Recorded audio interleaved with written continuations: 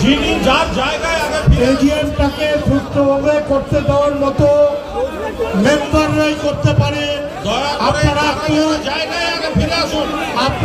আপনারা সকলে এই মোহনবাগান ক্লাবের এই কালচারটাকে ঠিক রাখতে হবে। দয়া করে আগে যে যার জায়গায় বসুন। যারা অন্যায় করছে যেই হোক তাকে সাপোর্ট করা যাবে না। অন্যায়দের অন্যায় বলবো, ন্যায়দের ন্যায় বলবো।